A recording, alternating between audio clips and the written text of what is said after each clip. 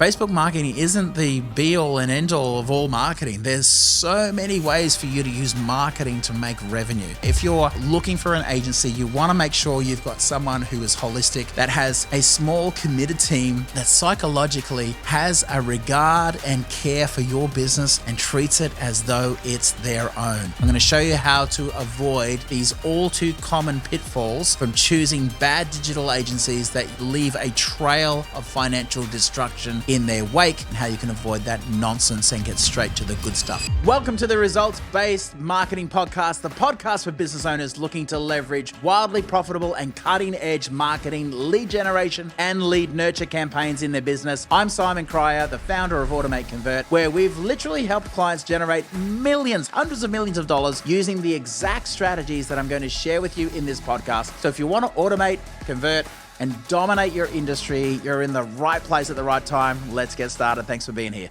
Hey, it's Simon here from the Results-Based Marketing Podcast. Super excited to have you here today. On this episode, I'm going to give you some of the most expensive mistakes I see people making when they choose digital marketing agencies. So strap in, it's going to be super valuable content. I'm going to show you how to avoid these all too common pitfalls from choosing bad digital agencies that leave a trail of financial destruction in their wake, and how you can avoid that nonsense and get straight to the good stuff. Check it out. Okay, so the first thing that we see with digital agencies is that they're too big or they're too small. If you've got like a one-man band, that's not really cool.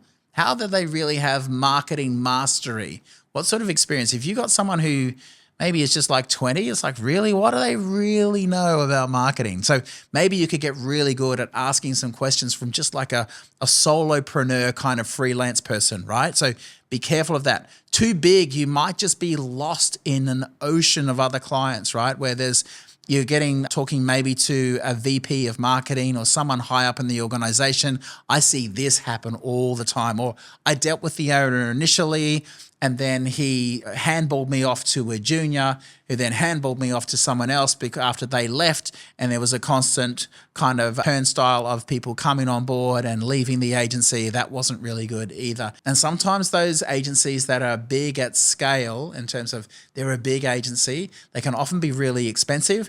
They can look really beautiful, right? But they might not necessarily be giving you the results. So there's lots of things to sort of look at. I've even seen bigger agencies who are sending paid ads to a landing page, and that landing page doesn't even have the Facebook pixel on it. And what the Facebook pixel is that something that identifies it, kind of like it sticks to you. If you go to that landing page, then the ads are going to follow you all around the interwebs, right? On different platforms, different banner ads, definitely Facebook retargeting ads, right? Because if you didn't buy, there was a reason why you engaged, and you engaged so much with the ad and the offer that you actually visited a landing page. You're actually probably a more qualified audience than other people. So they absolutely should retarget you, considering that retargeting is like pennies on the dollar, literally only serving ads to people who have checked out your website.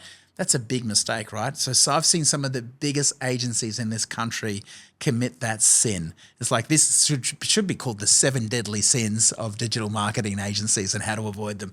All right. So other agencies that I see, oh my gosh, it's like too big, too small, or they're just a one-trick pony. And the one-trick pony is like someone who does Facebook marketing and that's it. And guys, Facebook marketing isn't the be-all and end-all of all marketing. There's so many ways for you to use marketing to make revenue.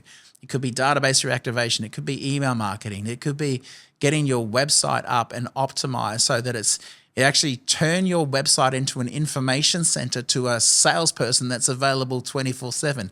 Could you imagine doing that? What a difference that would make. Anyone who ever visited your website, and by the way, you should not be driving cold traffic, paid leads to your website. That was a big mistake. Don't ever do that. Imagine having your website optimized so that it does become a 24 salesperson by having a couple of lead magnets there, or just some social proof about how many businesses you've served, how many clients you've served, your Google reviews, all of the sorts of hours you've done and all of the things. Get some really social proof. There's some really good elements to understand, but if someone's just a Facebook marketer, they could be sending someone to a landing page and they're not really good at copywriting. Hey, if you're a business owner making between 1 and 5 million a year and you want more consistent qualified leads to grow your business, then Why don't we have a complimentary chat? I'm looking to personally invest $26,000 into 7 individual businesses right now who are serious about scaling. Book in a call with me and my team using the link in the show notes below to see if you qualify. Now back to the episode. Your offer creation, which is another completely separate skill set, and your copywriting, which is another completely different skill set. My A-level copywriter does brilliant copywriting for websites. If you want to see an example of it, go to automateconvert.com and check out an example of his website. He's amazing at website copy, but cannot write a Facebook ad to save his life. Why? Because it's a completely different skill. It's a completely different language. Like if you're writing Facebook, let's say we've got over 70% of our audience on our mobile phones. Every sentence that you write, every idea, even you can split sentences, every idea that you have should be a new paragraph, right? So if you're talking about 2 ideas in one sentence, break the sentence up with 3 dots. Like, yeah, if you're struggling in business, ... and you want to find a better way to XYZ, right? If you're struggling in business, ... new paragraph, and you want to find a better way to enjoy this, ... without this pain point, then pay attention, right? So that sort of structure of each idea, my eyes and my customer experience, I'm just dropping into little bite-sized ideas that just drop into the next one after the next one in succession. It all makes sense. Bite-sized, snackable, enjoyable customer experience. I don't have to read like skyscraper text all condensed down. It makes it kind of hard for me to comprehend and retain. So yeah, different skill set, right? So this is why you need to properly trust an agency that has team breadth and depth of experience. One-trick ponies that I see all the time who just do Google or just do SEO, it's just not going to give you a holistic solution. So if you're looking for a solution that's going to really help your business, with the exception of having a chief marketing officer that you pay a 6-figure income to, you really want your agency to be a little bit more holistic in their approach. They need to have a broad and deep understanding of the different profiles, right? They need to know Google, they need to know YouTube, they need to know Instagram, they need to know Facebook, right? They need to know LinkedIn marketing, they need to know cold email marketing. They need to have a whole bunch of strings to their bow so they can serve you in a holistic way, or with everything, or just know the best fit for who you are as a business and who your client is. It's like when we go fishing, right? You need to be at the right place at the right time. And if you want to catch big fish, you got to know what the big fish like to eat. So you got to have the right bait. That's the thing. So with your business and you're looking at an agency, you want to make sure that they understand where your most profitable clients hang out, right? If you're looking at chief technical officers for a big tech company where it might be in the like Silicon Valley area, Facebook marketing is not going to be the play for you. It's going to be a LinkedIn campaign. It might be a combination of cold email on LinkedIn to scrape that tiny little database of LinkedIn for all the CTOs, chief technical officers, for all the Silicon Valley Fortune 500 companies. And you might have a list of, there might be 500, there might be 1,000 of them. The smaller your list, by the way, the more personalized you need to be. Because if you're after Silicon Valley's chief technical officers, I'm imagining the size of your offer is going to be fairly large, right? One of our clients were selling 3D metal printing machines, and they were selling them to Boeing and Raytheon, right? So they're $1 million transactions. So we had to write to engineers, which is really weird because we know that people buy on emotion, but they justify with logic.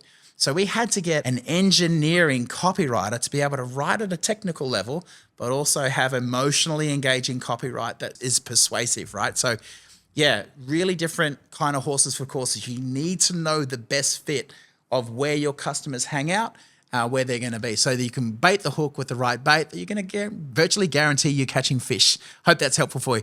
Other things that I see, yeah, they're just not holistic at all. They've just got one string that they can play on, or one tool in their tool belt. And the problem with that is that if the only tool belt that you have in your tool bag is a hammer, then pretty much everything starts to look like a nail, and you're just going to bash on that nail because that's all you got to work with.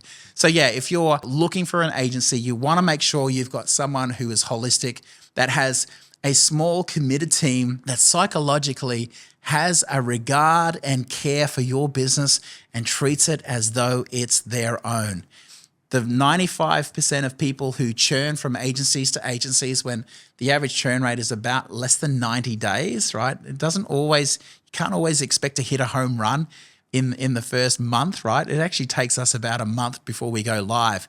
Once we do our research, our offer creation, once we know your most profitable client and we build out automations and copywriting and the whole customer journey, it takes a bit of time to do that. So we don't do these stupid guarantees like 30-day guarantees or we work for free. It's just like, that's just not us. There might be some businesses and it might work for some businesses, but not our particular agency, right? So there's a lot more involved in it. So yeah, ask really good questions about your company, ask for case studies, ask for what I would do. If you were in my situation, this is my business, what would you do? What sort of things are you going to be covering? What sort of platforms do you think would be best fit for you?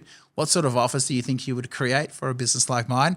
They're really, really good questions that can help you know that you're dealing with the right agency and knowing that they're just committed and they care about your business and they treat your ad spend as though it was their own.